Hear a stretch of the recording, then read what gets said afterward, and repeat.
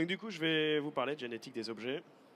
Euh, donc je commençais par une citation de George Bernard Shaw qui dit l'homme raisonnable s'adapte au monde et l'homme déraisonnable en fait essaye d'adapter le monde à lui-même. Donc du coup, le progrès, on va l'attendre du monde déraisonnable.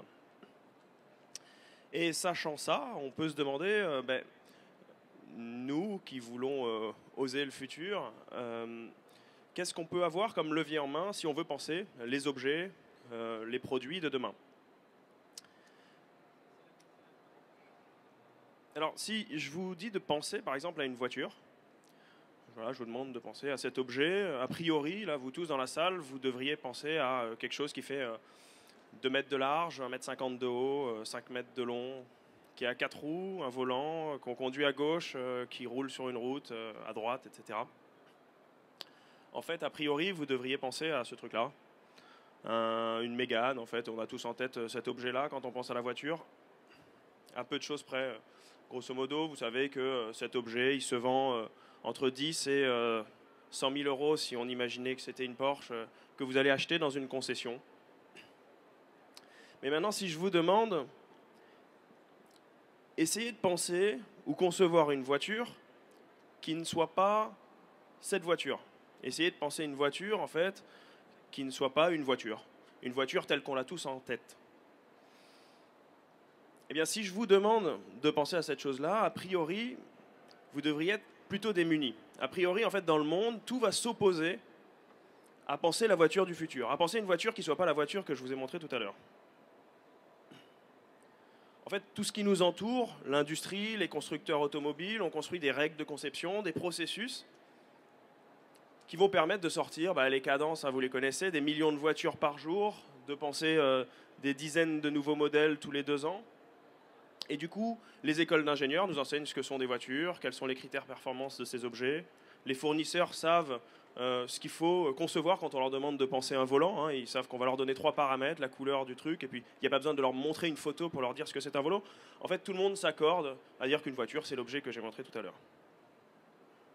Et donc, finalement, en fait, ce qu'on oublie souvent quand on conçoit un nouvel objet, c'est que cet objet, il a été inventé, pensé, transformé, façonné par des concepteurs. Et donc là, on voit un ensemble d'éléments de cet objet.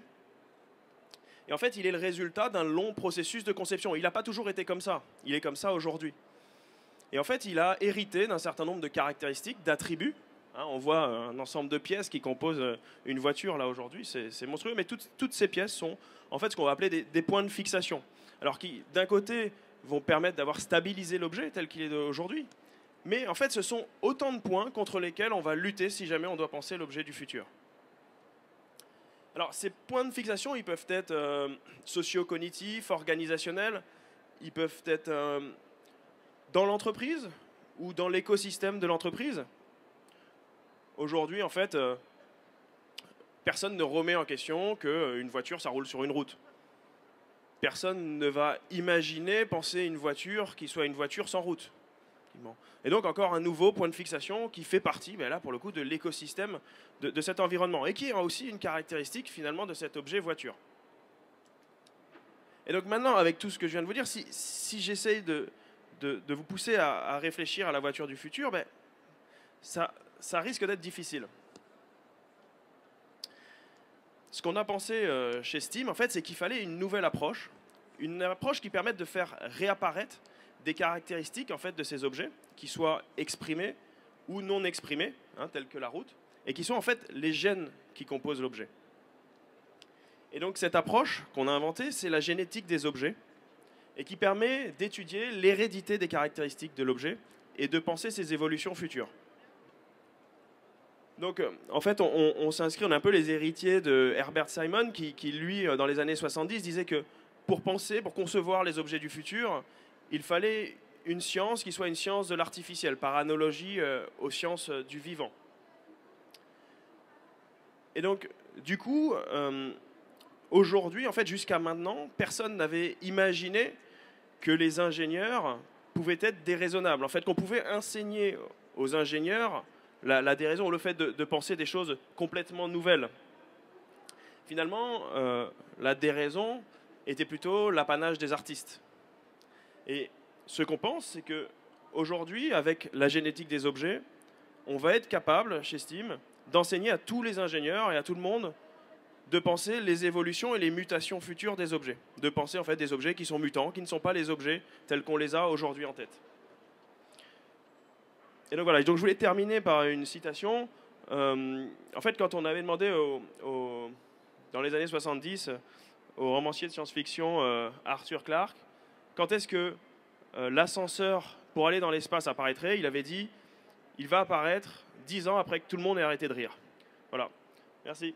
Merci Frédéric. Est-ce que tu peux nous expliquer un peu plus ce que c'est que Steam? Alors Steam, c'est une start-up qu'on a créée il y a 1 an maintenant, qui est une spin-off en fait de l'école des mines de Paris et qui travaille en fait sur des outils et des méthodes qui permettent aux grosses boîtes, aux grosses entreprises de développer des produits nouveaux. La voiture volante pour Renault, des systèmes hybrides pour les avions long courrier, voilà, les pipelines du futur pour Total et ce genre de choses.